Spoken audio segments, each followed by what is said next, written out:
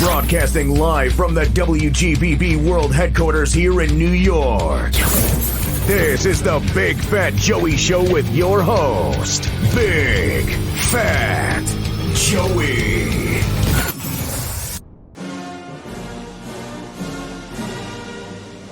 Hey, Sin, Big Fat Joey, Big Fat Joey Show. Biggest thing on radio. What's up? Happy 4th of July. Can you believe it's the 4th of July weekend? Wowza, 4th of July weekend. You know what? 5 months till Christmas. I don't even want to talk about that. I'm enjoying it. It's summer. I wish the weather was a little better. I feel like we're getting hit with a lot of rain. Yeah, you know what? Every weekend, once again, happy 4th of July. First and foremost, I'd like to thank all those who have served and are currently serving our country. Thank you for your duty. And also our first responders out there. Thank you for all that you do. Yes, thank you so much. This weather, what's happening? Sin's fascinated on the weather. I don't know. It's hard to string a full day of sun. It's either sunny in the morning, cloudy in the afternoon, cloudy in the morning, sunny in the afternoon, or just cloudy all day. So I don't know. But you know what? Sunday morning, 4th of July. Hey, listen, it's a beautiful day here in America. We had a great time yesterday, but we even had a better time last Friday, a week ago. Wow, what a busy weekend, right? I think that was my first full weekend, going out. Right, we saw Dan Bailey and the Tribe at his album release party for his latest album, ALCHEMYSTIC, which is out now. It was so much fun. We were over out in East Hampton. At the clubhouse. Wow, they really did a great job. They talked about it on News 12. You spend the whole day there. Right, just think of... what's that? It's like a glorified Dave and Buster's. Glorified Dave and Buster's, but more fancy. much more glorified. Much more glorified. Yes, it's definitely nice. And the kids have things to do. They have mini golf. They have bowling. And then even for the, they have food there. They have ice cream. Right, Black Tap. Yep, they have a nice ice cream bar there, and with all those fancy ice creams in the cones, they have them all fancy. But I was really impressed. It was a good time. And we got to meet one of the all-star drummers of all times who's in the Rock and Roll Hall of Fame, Chad Smith, drummer for the Red Hot Chili Peppers. He's also on the album, specifically the song Magic, which we're going to hear today on my show from Dan Bailey and the Tribe. It's a great, great song, and it was great to meet him. Super nice guy. Took pics. My phone was on the fritz. He must have taken... literally 20 pictures with me in the dark because my phone would just not focus in the dark. Yeah, I don't know what was happening with that. I mean, I just didn't get it. But it does happen sometimes, so I don't know. It does happen. But, great to get out there. Dan Bailey and the Tribe, hearing all of his latest, greatest songs off of his album, ALCHEMYSTIC. Up next, also on the show today, Sin, we have Eden James. Like the Garden of Eden, Eden James. He has out his latest album coming July 9th. The Good Blank Are Taken. We're also going to hear his hit song, Stranger, which dropped last May. It's, and fun times, great songs, great musicians. I'd like to thank, Dan Bailey for having us out there last week at his album release party. It was so much fun. Yes, it was so much fun. And I can't even tell you, I was so exhausted after that whole weekend because I feel like that was my first weekend, so busy. I was just out of it the next day. Yeah, no, it was a great time. It felt nice to get out. We're already into the second day of the 3-day weekend. 4th of July. We're out. After this, we're gonna bust out to the Hamptons. We were out there yesterday. Nice day. Had some lunch, this, that, and the other thing. Did some things. But tomorrow is the big Halloween 4th of July parade in Southampton on July 5th. They're doing it, so it'll be awesome to see that. It's always a fun time. Yep, and my dad's turning 80, so that'll be fun too. Shout out to Homer. Happy 80th birthday. His birthday tomorrow. Homer!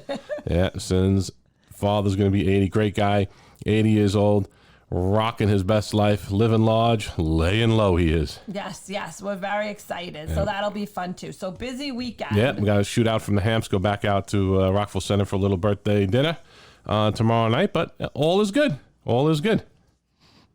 All right, well, everyone, up next is my interview with Dan Bailey and the Tribe, And then we're going to go right into hearing his latest hit song, Magic. All right, everyone, let's welcome to the line singer, songwriter, musician, drummer, and world traveler, Dan Bailey. Dan, welcome to the Big Fat Joey Show. How are you? How's it going, Joey? I'm doing great. Glad to hear that. I'm super excited to have you on. We have a lot to talk about. You have some new music coming out. We're talking about that. We're going to talk about all the craziness that the pandemic had to offer and how you utilized your time. But before we get into all of that, Dan, can you just tell us a little bit about yourself, who you are, where you're coming from, what you're doing? Absolutely. Yeah, I was born and raised out here in the eastern end of Long Island, in a little town called East Quogue, and I've been spending most of my days between Sag Harbor and Montauk, and nowadays Kauai as well has called me home for the winter months, and couldn't be much happier about that. Yeah, I've been, writing, playing music. Teaching djembe is a big part of my life, and I've been doing that for about 25 years, along with most of the singing and the songwriting as well. So it's been a major part of my path here on the planet, and yeah, we have some really exciting new music coming out this summer. Now, speaking of the new music coming out, I know you already have a song called Magic out there, but your latest and greatest hit, Easy to Close Your Eyes, is dropping June 4th. Tell us a little bit about that. That is correct. I'm really excited about this one. I don't always dive into the political side of things or, really what's happening in world affairs, but right now it just feels like a very potent time to share this song. As you know, it's called Easy to Close Your Eyes, and it's I guess really more about opening your eyes. It's definitely a statement about what's happening in the world today, and I'm just trying to inspire people to keep an open mind. There's so many perspectives and so much information that is accessible to us today that I think it's really important for everyone to just, take things with a grain of salt and try to open your eyes and really, not get too stuck in any one point of view. Because there's just so much possibility in the world, in the universe, and I've really found in my experience how important it is to know that you know nothing. If I know one thing, it's to know I know nothing, which basically just keeps me in a state of wonderment, in a state of receptivity, able to, just be open to the possibilities. It also, it talks about some of the heaviness that's been happening in the world, and it's been a real journey that we've all been through. I think in a way it's an amazing and positive transformation globally. There's a lot of really tough kind of realities that have come along with the global situation, but overall, I really see such a beautiful and positive transformation happening all around me. And you know what? That's kind of similar to a little saying I use. I always say, I don't know enough about everything. I need to learn more. Mm-hmm. I think that's a good place to come from.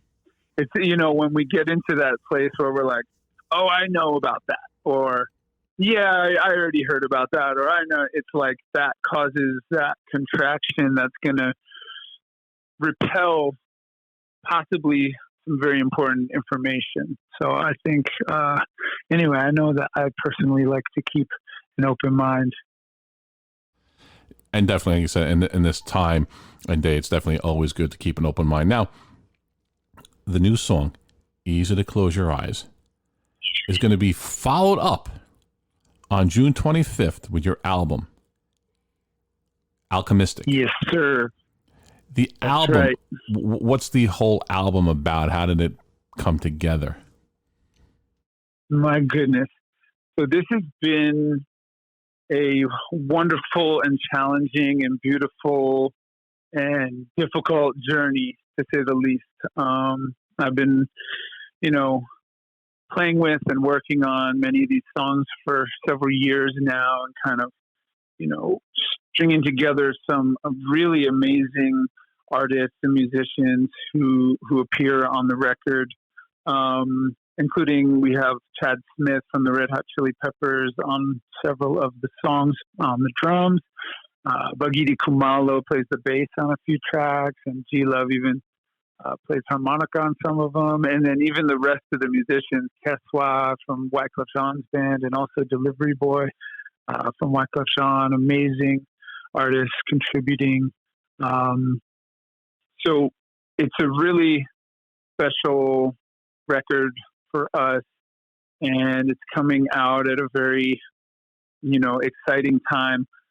The concept and the theme and the name of it, even alchemistic, it's like the mystical alchemy. It's this transformation from darkness into lightness, and it's part of actually a 2-part project. So there's another whole album that's coming out later down the line, and it's the broader project is called Soluna, which is like sun and moon. And this this release, Alchemistic, is the Luna. It's like the moon. It's kind of has a bit of like a darker vibe, even though my music generally is very, sunshine, like reggae island vibes. This has a bit more of this like funky and soulful, almost like mysterious vibe to it. So this album is kind of representing the darkness and like that transformation. It starts with a song called Why I Cry,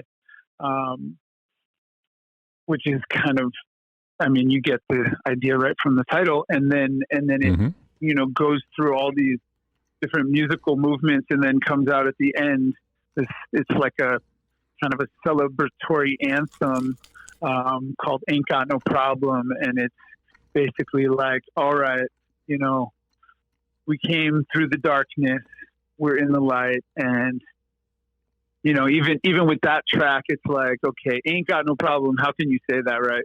Right. There's so many things that you could focus on as far as problems in the world, but something that I believe in strongly is that what we believe in, we create. Our thoughts become things. Like what we really believe in, we create.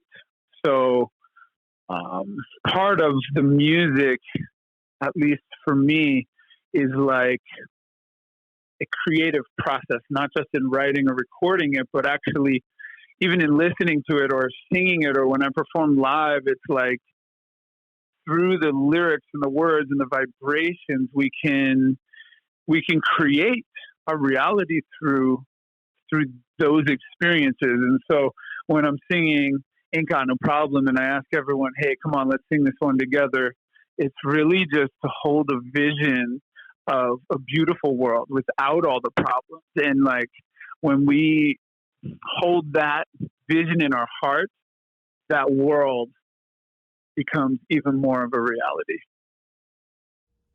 Definitely, as I say, a lot of times your mental facilities, if you wish upon something, be it good or bad, it can generally materialize.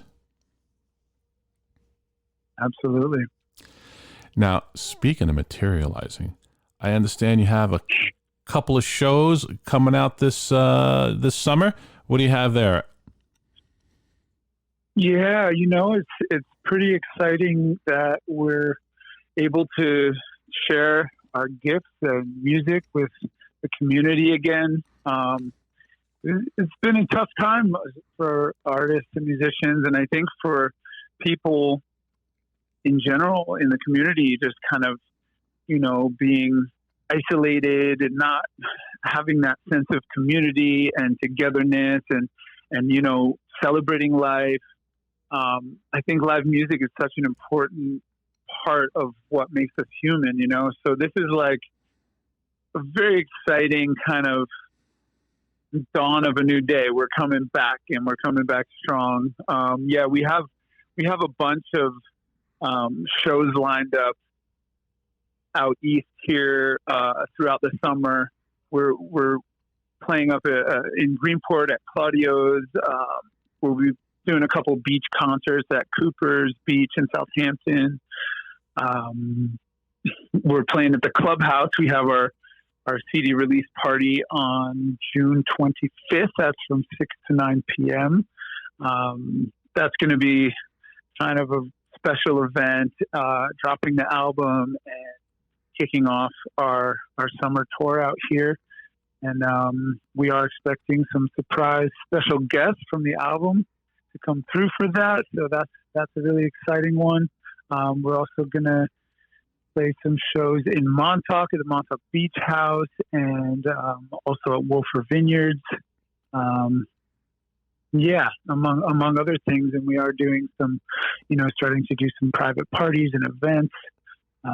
If anyone's interested, they can always reach out to us for those types of things. Now, speaking of events, what have you done during the pandemic? I love asking this question because, who would have thought a year ago someone would have told you, hey, listen, Dan, you can have yourself, a couple of months off or, a couple of months of a very, very little activity going on. What did you do during this time of the pandemic? Wrote, a handful of really different and interesting songs that are a lot more geared towards, just what's going on the planet today. One of them is like already a local favorite among my friends, family, and like the tribe out here. It's called "Slow Down," and they always ask me to sing it around the bonfires that we do, because it's just like this anthem that speaks to just what we all went through, and just like this beautiful moment in time where we can really slow down and listen to like what's really important in life, and like it's all about putting your family first and putting your feet in the earth and just really taking the time you deserve to remember what you're worth. There's a couple of the lyrics for you, but it's that'll be coming out down the line. But I just want to share because that was probably the most potent song that came through during that time. Yeah, well, there's a lot of time, a lot of thinking on your hands there. There's plenty of time to sit back, reflect on, what's happened, what's going to happen, what's been happening. And that seems to be the general consensus from everyone I've been speaking with, just to sit back and reflect. Now, you also, and I find this fascinating, that you do a lot of African drumming, and you have a very, very famous relative who got you involved in this. Can you tell us a little bit about that? Yeah, absolutely. Well, my parents were raised in South Africa, and they're both musicians. My dad a drummer, my mother also a dancer, and she was doing African dance and drum. So they ended up connecting with Baba Olatunji, and he's an absolute legend from Nigeria. He marched with Martin Luther King and played at JFK's inauguration. He used to open up for the Grateful Dead every New Year's Eve, and Bob Dylan mentions him in a song, among many other amazing accomplishments.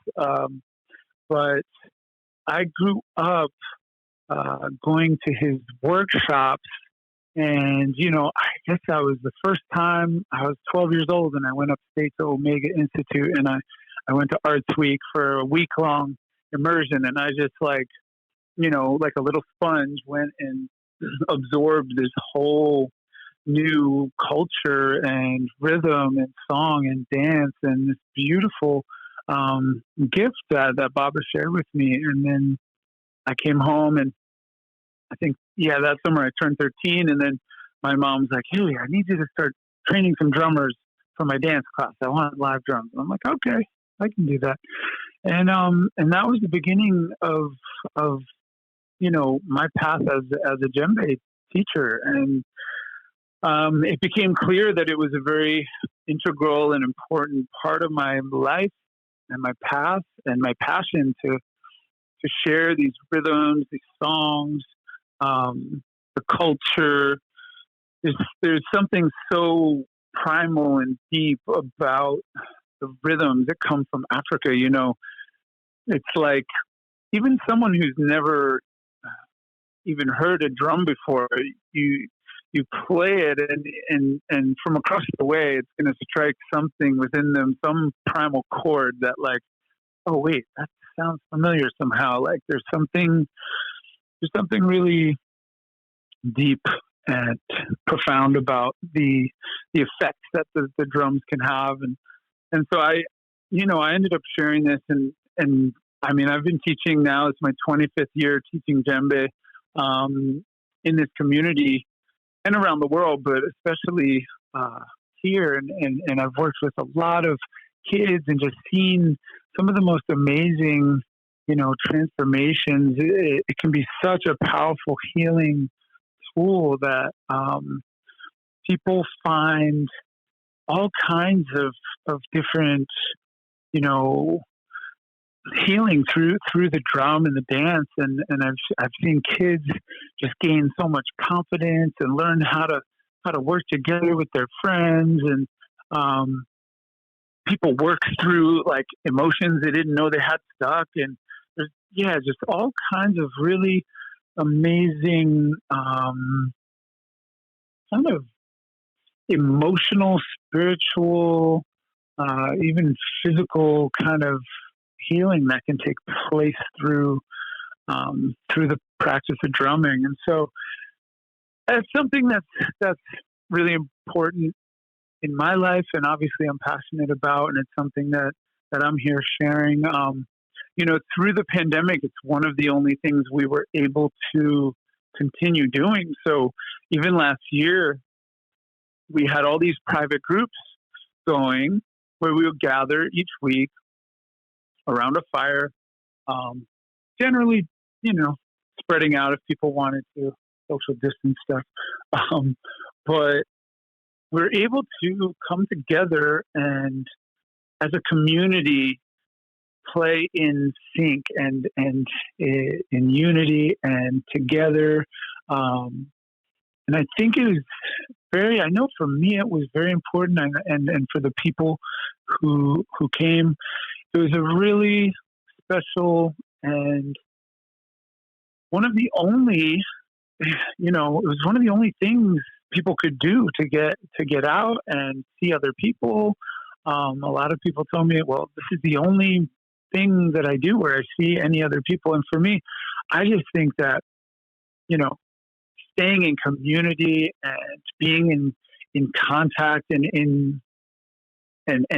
even especially within the context that we're gathering, in a sacred way with these rhythms.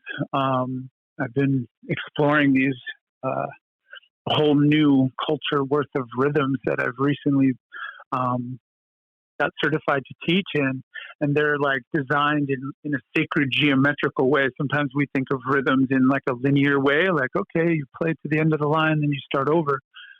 But these ones are so divinely interwoven that they were composed to basically create like a sacred geometry of sound, if you will. so that when these rhythms are played in the right way, it basically bridges heaven and earth, and it creates this beautiful spiral of sound. And through these rhythms, like, you could feel things happening in your body and in your spirit, just like, oh wow, like you might have these revelations, you know, in the middle of a drumming session, or you might just feel something shift in your body, or some kind of healing or message might come through. So it's been a very interesting, beautiful, and powerful practice that we got to continue through the last year. Well, it definitely sounds like you took advantage of the time that the COVID gave everyone. So now, Dan, how can my audience find, follow, and keep up with everything Dan Bailey? All right. You can find me online at danbaileytribe.com. That's our website. On Instagram, Dan Bailey Tribe. Actually, all of our handles are easy to remember. It's at Dan Bailey Tribe, any one of them. YouTube.com/Dan Bailey Tribe, Facebook.com/Dan Bailey Tribe, Instagram at Dan Bailey Tribe. So, yeah, that's how you find us anywhere you want. The website homepage, they're all the same. Dan Bailey Tribe on Spotify, you name it, Pandora, iTunes, and the album is coming out. It's going to be available on all of those streaming platforms, wherever you might tune in. Currently, Magic is up there, so you can check that one out. And Easy to Close Your Eyes will be dropping on June 4th, and the full album ALCHEMYSTIC will be available on all of those platforms on June 25th. Well, that sounds great. Dan Bailey, thank you for being on the Big Fat Joey Show. I wish you nothing but luck and success, and we'll speak soon. Thank you so much. Appreciate that very much. Aloha. Right. Have a great day now. Bye-bye. All right. Take care.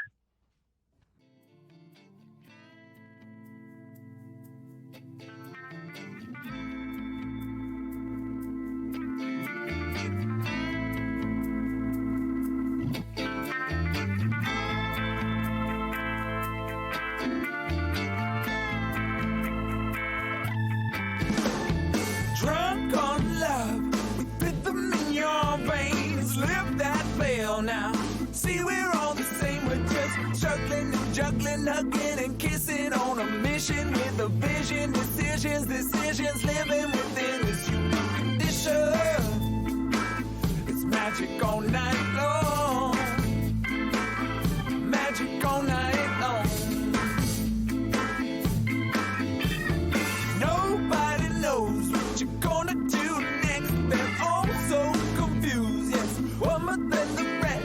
Mistaken, forsaken, shaken, taken from the wrong view. Reset your clocks, 'cause I'm intoxicating the thoughts of you. There's magic inside you. There's magic inside me. A magical vibe to this magical life we live. Magic all night long. Magic all night long. I've come through, got to tell you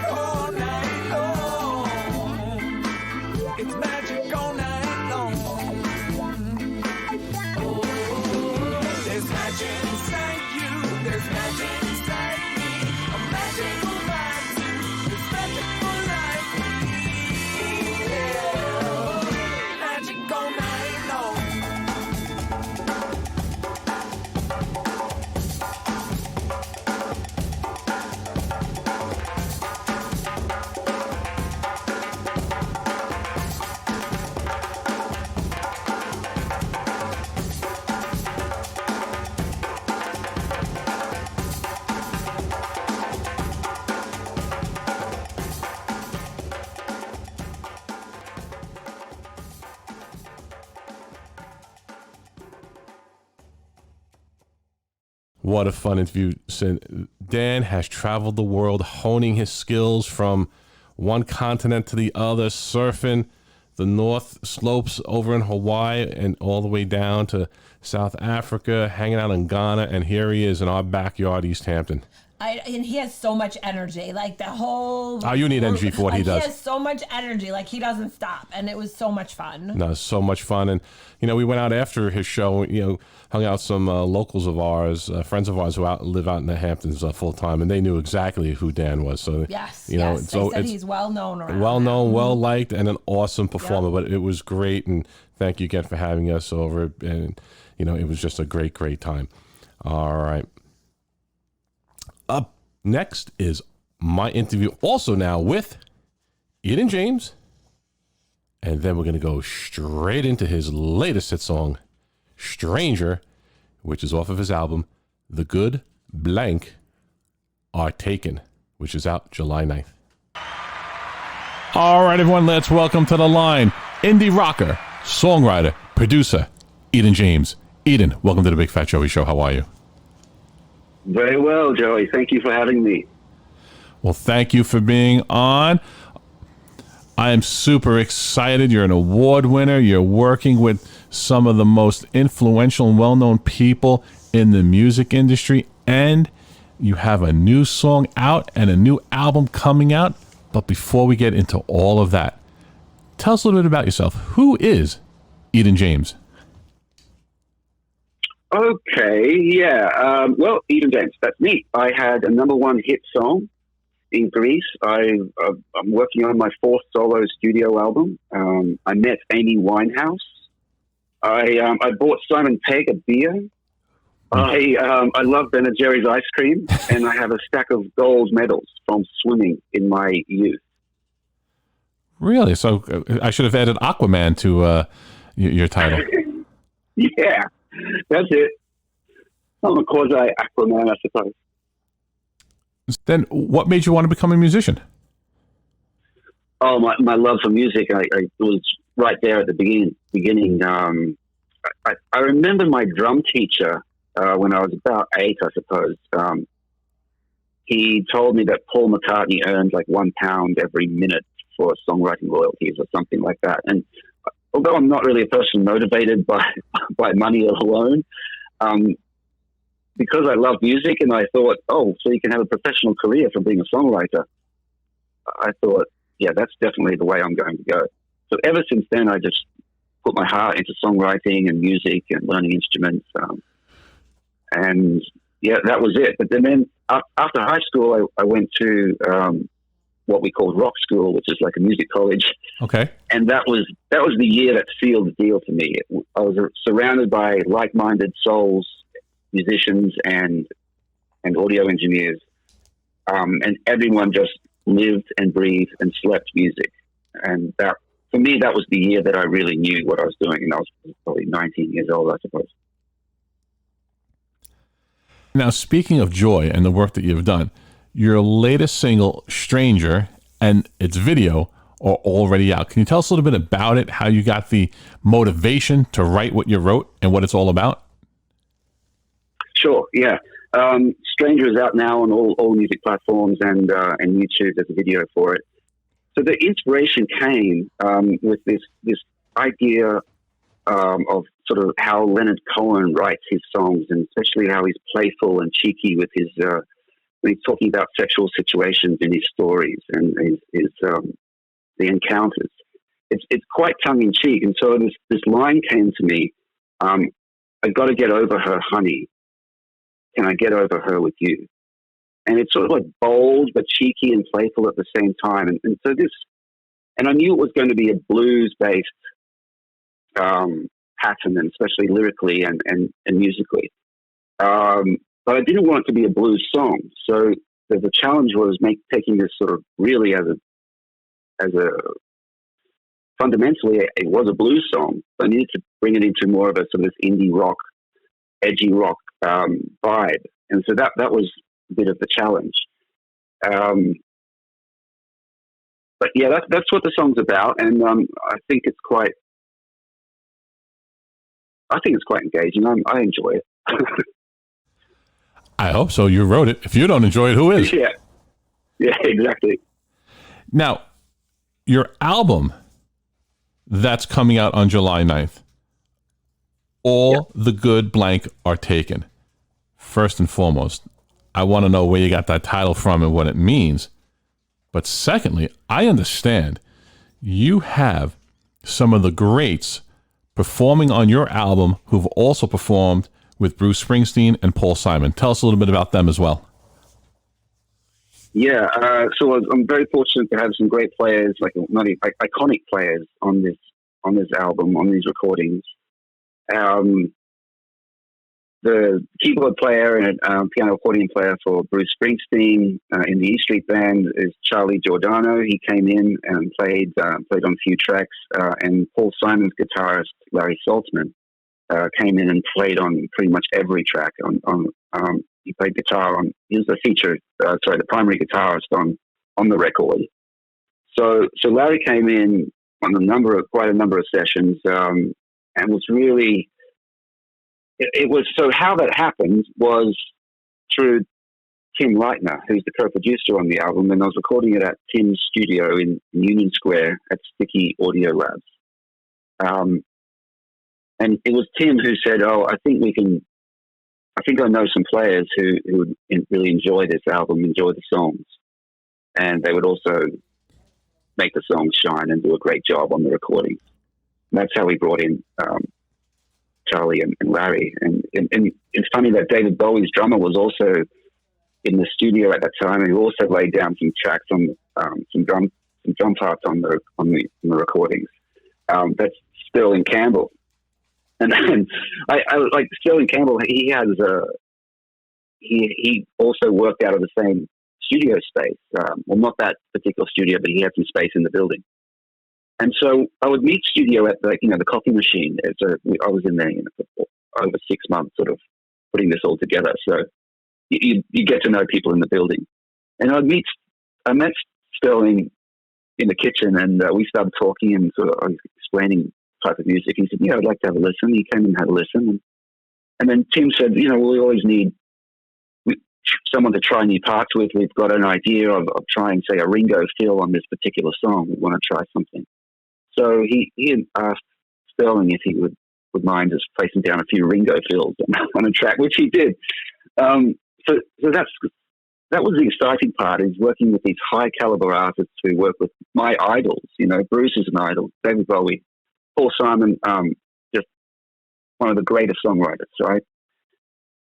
So I was really fortunate to work with this caliber of people and talent, including Tim. And I think that's why or how I managed to make this classic rock record. I believe it's a timeless sounding record, and I hope it proves to be. And that's what we need. We need to get back to some more classic rock. And because, listen, I love my top 40 radio, but you know what? Too many people on the top 40 radio sound similar. And with auto-tune and all of this other magical equipment that is out there, you can make, a dead cat sound good on the radio. But classic rock, someone like yourself, is refreshing because you're not getting all of that auto-tune, all of that man-made sound coming out of the radio. Yeah, I'm really glad to see that there's a new wave of classic rock coming back, and it's sort of really taken off in the UK, where I used to live for 7 years. I was living in London, and when I look on Facebook and all the social medias, there's this real buzz. There are groups that are called the new wave of classic rock, and it's important that they sort of make a distinction between classic rock as we know it, the 70s bands, etc. Right. And the new wave of classic rock, which are new artists, like myself, although I have been going a long time. I'm still sort of struggling, not struggling, but I'm still trying to break it and sort of become more popular, obviously. And so I believe I'm part of that movement, the new wave of classic rock, because it's a little bit different. Like, although the new wave of classic rock is doing classic rock, it's got the production elements of modern production. So it's a little bit bigger in the bottom end. The quality is a little clearer as far as separation of instruments in the recording phases and mastering. So it's a little more polished and produced. But I'm not saying the classic rock isn't produced. Obviously it is. They had huge budgets. But, there's something to modern production that you can sort of get sort of bigger sounding bass and just more clarity, I suppose, is what I think what we strive for in modern production. Right. I've had a handful of rockers on the show, and what they love about their genre of classic rock is it's not clean in the sense of the word. They're not editing out the scratches, the little miscues that they hear. Me and you might not hear them. They know what it was supposed to sound like, but they like, almost like how the audiophiles who say, you know what, real music needs to be played with a record player, not all this digital stuff. They like to hear the hisses, the pops, all the little, scratches. And I think, and I think that's what you're saying. Not that yours is any better than theirs, but it's just a different way of producing it and putting it together. And my son, he's 15 years old. They're used to listening to a cleaner type of music without all the ancillary sounds behind it. Yeah, exactly. That's interesting. That's very interesting. When you have you ever seen? I'm sure you have seen some of those videos where they'll play to kids Queen or AC/DC or Guns N' Roses, and these kids who have never heard these bands, but they're just blown away. And these kids are real audio fans, right? Mm-hmm. At a young age, but they really love music, and so when they hear things like those bands, their reactions are amazing. They really speak from the heart and the gut. They say, Axl Rose's voice. I said, how can that dude sing this high? And so I really love watching how kids react to those classic rock bands. It's one of my favorite things to watch because it just gives me joy. Because I suppose it takes me back to when I first heard those vinyl records. When I would go to the corner of my living room, my parents would be watching TV. I'd put the headphones on and put on a Billy Joel record or the Jam record, Paul Weller, and that's how I'd feel. I'd be listening to every little nuance of that record, and the joy that the music brought me is that the melody, the production. It was like part of my childhood. And I think that's how we all feel about classic rock. The fans of classic rock all just feel that there's something that can never be taken away.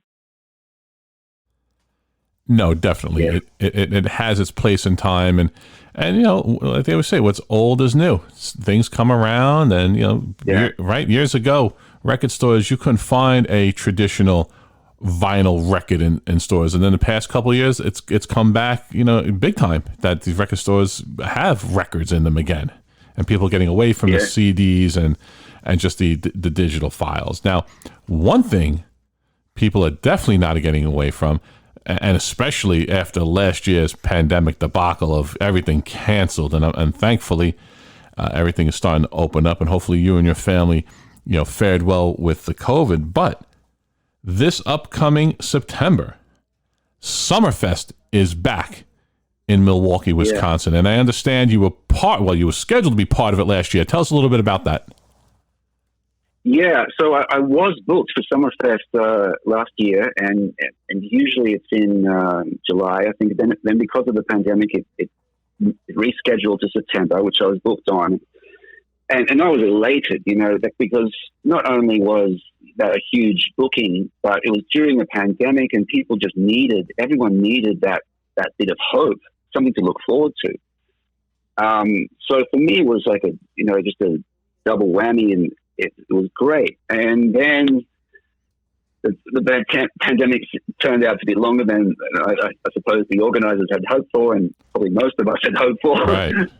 Can't think of anyone who was glad about the time things have taken.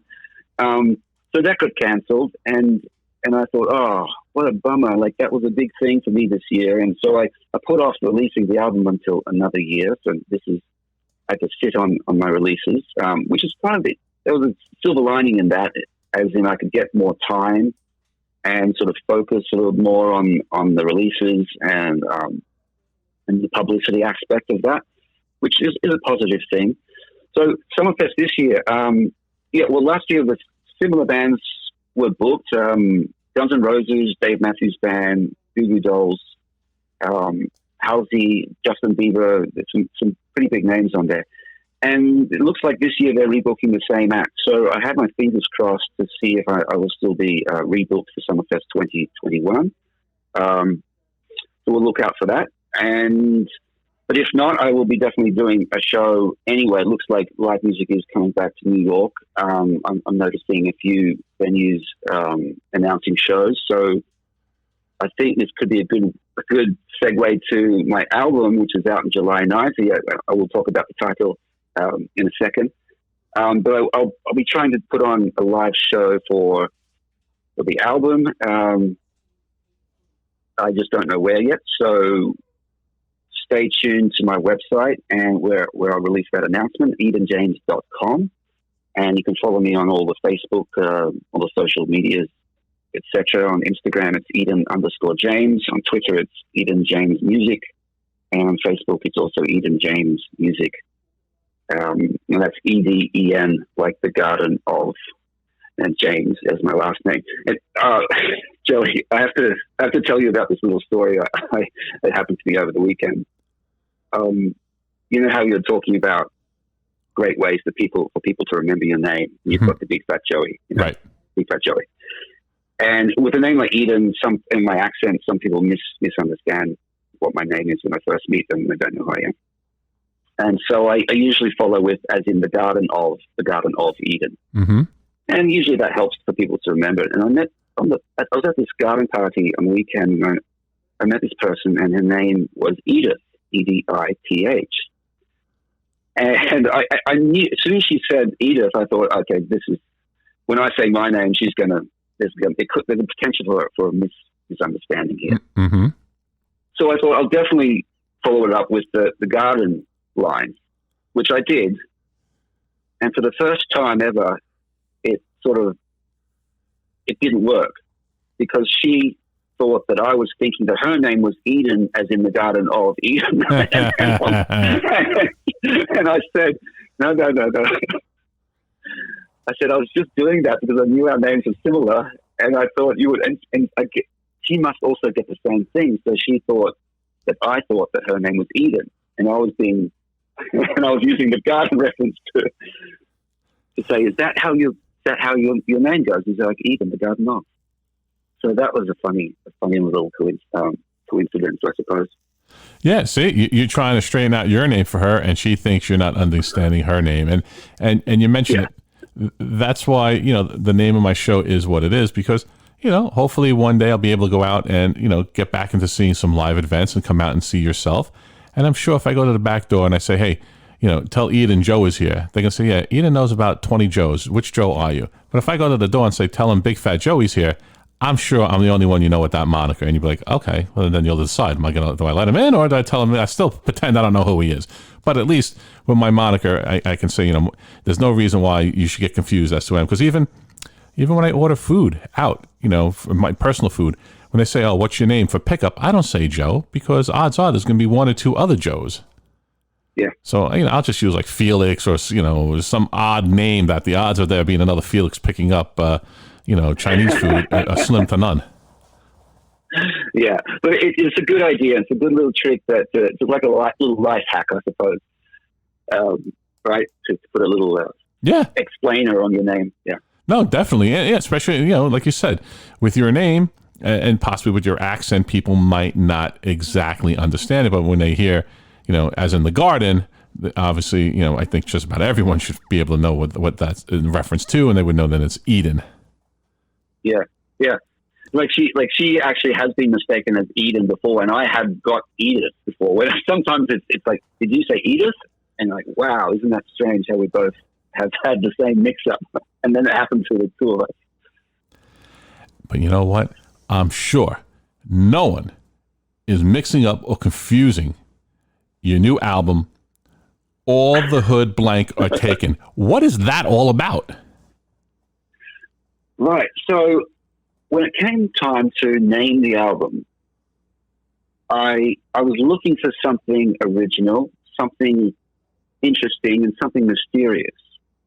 So, and as I was wading through all the potentials, I had a list of close to 50 potential album names. And as you're reading through, I'm thinking, all the good ones are taken. And I'm thinking, all the good titles are taken, all the good names are taken, all the good jobs, all the good dreams, life trajectories, brains. it's like anything. You could put anything in there, and people will understand. Yes, they've all been taken. It's like you get on a bus and you're looking for a seat, taken. Seats taken. It's like all the good blank I've taken. So I just thought it was like sort of clever. Okay, so this is my attempt at being clever. Whether it reads well or not, we'll see. And it stuck. There were a couple other options, but this was the one I felt most fun with, and I thought, yeah, I'm going to go with this. Hey, why not? You know what? I'm sure, people make titles, Instagram titles, website titles back in the day. I mean, listen, the Rolling Stones, I'm sure when they're sitting around thinking about that name for that band, they were like, Rolling Stone, I guess no moss grows on a Rolling Stone. Yeah, we'll roll with it. It sounds good. And once it catches on, then it just becomes part of the lexicon of people's language, and it's just there. Yeah, exactly. And I didn't even worry about that. It's like quite wordy. It's like a long title. I didn't worry about that because when wordy titles get out and they sort of make their way, they get shortened by the fans and by the audience anyway. It's like Ziggy Stardust. That's not the title of the album, but that's what we like to call it. So right. It's quite a right. Ziggy Stardust. What is it? The rise and fall of Ziggy Stardust and the Spiders from Mars. Right. Which is quite a long title. Mm-hmm. So now, yeah, All the Good Blank Are Taken is coming out when? July 9th. That's when the album will be available to buy, download, stream. It will be available on vinyl. Well, I'm doing a crowdfunding on the vinyl, so actually you can go to EdenJames.com now and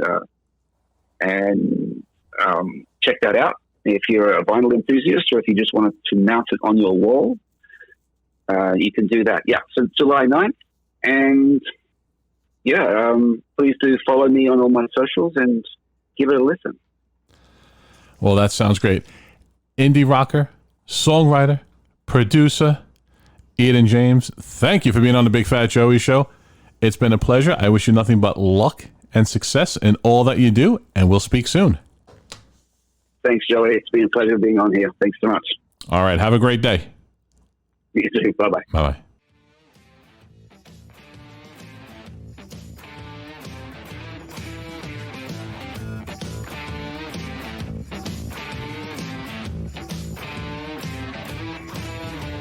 I gotta get over her, honey.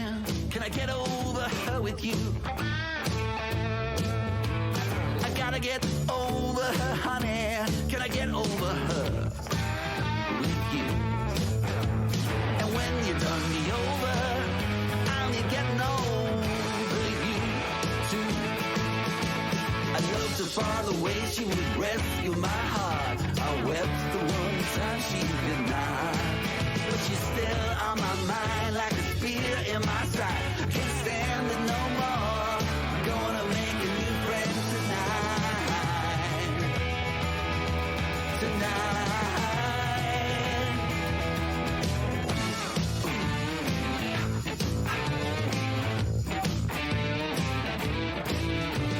You know I'm getting older, honey, but you're getting older too. You know that I'm getting older, honey, but you're getting older too. And now we'll see the young life.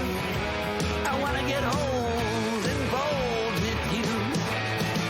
I loved her for the way she would rescue my heart. I wept the one time she could not, but she's still on my mind like a spear in my side. I can't stand it no more. I'm going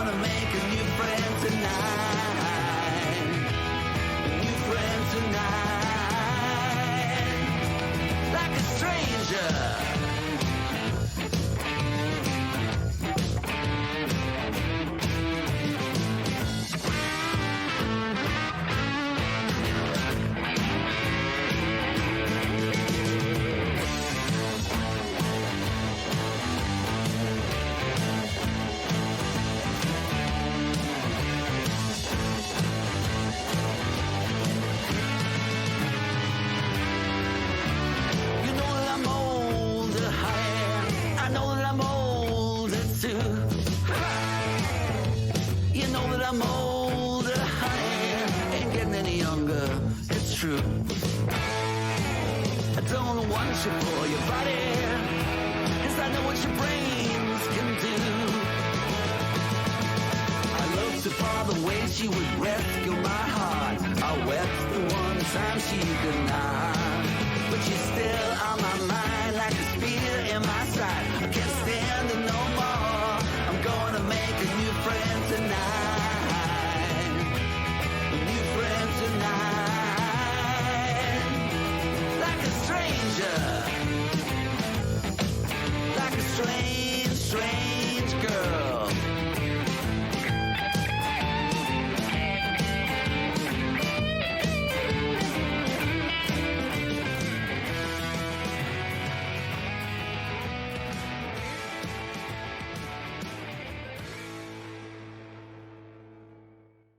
What another fun interview from our Aussie friends down in Australia, Eden. Wow, he's done a lot. He's doing a lot, and his latest song is such a great toe tapper. So great, so great. Thank God for all these indie artists. They have new music always coming out. I feel like the radio is so boring, so I'm very thankful. Well, it's not boring for this is the Big Fat Joey Show. And if you missed the show live like this morning, find us on your favorite podcast, Podbean, Apple Podcasts, wherever podcasts are sold. If you've watched a little late night TV, but yes, Big Fat Joey Show. Yeah, and yeah. No one's been producing music, so it's just been the same old, same old. You turn on the stations, it's the same songs that were playing at the end of 2019 and the beginning of 2020. Yep, I agree. You're right. Definitely, but you know what? Can't wait to get back out to the Hamps today. Once again, hopefully the weather holds. You know, the weather. I love the weathermen and weather women, weather people. It might. Between sometime now and then, sooner or later, possibly always carry an umbrella with you. They just, they give you the rundown on making sure you have your umbrella, your galoshes, your winter jacket, your gloves, your skis, your swim trunks. They like to cover everything on the holiday weekend. Make sure you're not caught blindsided. I agree, but you know what? We waited so long for the summer. I feel like it should be better weather every day, at least the sunshine. But we'll go forward. Yeah, all you can do is attach a note to a tree from Mother Nature, and hopefully she reads it. That's true. That's true. All right, everyone. Well, it's that time again. Tick tock, tick tock. This is Big Fat Joey. Big Fat Joey Show here with Sid. Biggest thing on the radio. Wishing everyone a happy 4th of July. And remember to make every sandwich count. Peace.